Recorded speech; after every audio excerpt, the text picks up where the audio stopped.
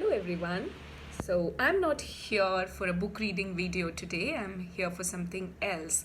I have been getting a lot of queries in my inbox asking how do we encourage reading in children? How do we raise young readers and inculcate reading habit from a very young age? So I have curated a list of things that have worked for me or I have seen them working for children around me, and the various pointers that I have gathered from the articles that I have read. Yeah. So I hope this list helps address some of your queries and questions, if not all of them, and I hope it is useful to you. Yeah. So I have 8 points here. So let me start with the first one and the most important one. The basic, what you can say, is read every day. Now when I say every day, the key word is really every single day. Like, oh, I have had a long day at work, or I have a bunch of guests coming home tonight, or I think I have a mild headache. So no, please stop giving excuses and make sure that you read to your child every day. Now if we want reading to be a habit, then we need to treat it like a habit. We don't skip brushing our teeth, we don't skip taking a shower, so please treat it like a habit. It doesn't have to be long hours, it can be 15 minutes, it can be 10 minutes someday, but rest out that 10, 15, 20 minutes from the 24 hours that you have in a day, unless of course you have a crisis situation or a health condition, or if it is one of those days when your kid is totally off the handle and is in his crankiest self, then don't force the child on such days. And now I don't want to be sounding like a college hostel warden here and defining how or what situations would qualify as a crisis situation. I leave it to your discretion, but you get the point. So read every day, that is the basic. Yeah.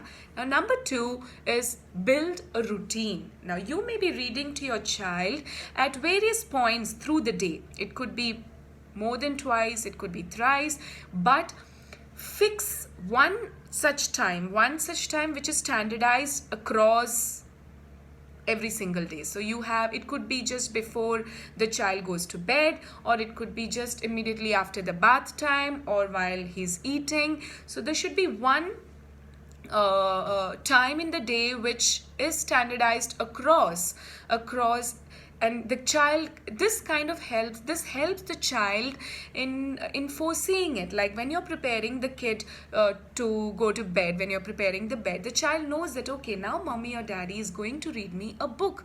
That builds that anticipation. You could even have a small nice reading corner at home. It doesn't have to be anything fancy. So maybe one time of the day when you're reading, you sit there and read. So that helps generate that interest, and it will become something which the child is looking forward to. So build a routine around reading. Now number 3 is very important one, is please don't fuss over timeline, duration, speed. So take these things out of your mind. Yeah. So I have seen parents telling that, oh, that girl is just 3 years and she can read on her own. Look at this kid, he can sit through like 6 books at a stretch for an hour, and look at this one, he can hardly sit at a place for like 10 minutes. So please take all these off your mind. It really doesn't matter. It could be 10 minutes that your child is reading. If that is the case, if you think your child has really lower attention span or interest, then split it. Make it a pocket of 10 minutes which is spread across the day. Try to do it like 3 times in a day, 10 minutes. That makes it 30 minutes in a day. So find your own strategy and don't fuss about it. Yeah, because a lot of studies and researches have been conducted in this area which show that an early reader has no proven advantages over the rest. Yeah, so gradually everybody is going to catch up, and from there on it is going to be the number of books that they read, the exposure they get, the interest that they have, which is going to be the deciding factor, and not when did they start reading first. So that doesn't have any advantage. It's like saying, if I started walking when I was 7 months old and you started walking when you're 1.5 years old, am I going to be a better marathon runner than you? No, doesn't make sense. So it is the same. So don't worry about all that. Just make sure that you're reading to your child. That is the most important thing, not the time. Yeah. And trust me that gradually, as they get more and more interested in books, this will increase. If he is sitting for only 10 minutes today, it will gradually become 12, 15. Yeah, so don't worry about it at this stage. Now, number 4 is increase the access to the books. So make it visible, the books visible around your home. So keep it near the bedside table, at the center table, a few in the sofa, or don't put them away inside a cupboard at home. Now, I do understand that children's books are expensive and there are children who tear them apart, okay? So you don't have to put all the books everywhere. So pick up 4 or 5 books which you know are sturdy. It could be board books, it could be fabric books, and put one here and there so that the child can see it as he's playing, when he's riding a bike, or when he's doing something else. So you never know what gets their interest. They may see a book and like, wow, this looks interesting, let me pick it up and flip through the pages. Now, it shouldn't be, all that I'm saying is it shouldn't be limited to, okay, now this is the reading time, so let mama go and get a book from the cupboard. No. So keep it at places where it is visible to the child, where it is accessible to the child. And I have seen it working for my daughter. Try it. Now, number 5 is find the right fit. Now, we are at a time when we have access to a lot of books, a huge range of children's books, okay, because of the online availability and the various groups that we see. We hear about a lot of books, plus there are a lot of Indian authors and publishers today. Yeah, and children's books have a lot of elements to it. It has pictures, it has textures, it has the storyline itself, which can be rhyming, which can be like a song, which can be silly, funny text. So there are a lot of things. It could be the Know the Facts book about maybe dinosaurs, planets, or it could be fantasy books about fairies and angels. So pick the book that you think your child would like or enjoy reading. You have a set of classics, you have the more popular ones. All that, what I'm trying to say here is, don't restrict yourself to that list, okay? And how do you know what your child would like? Number 1, at this stage in life, you know your child the best. The parents know their child the best. Now, you can't say that for a teenager, but yeah, for a 4-year-old, a 3-year-old, 2-year-old, you know your child the best. Yeah. So, and number 2 is visit bookstores, visit libraries, make trips to the libraries, take your child along and flip through the pages, and that will give you an idea of what would be interesting to your child. Yeah. Now, next is keep reading fun.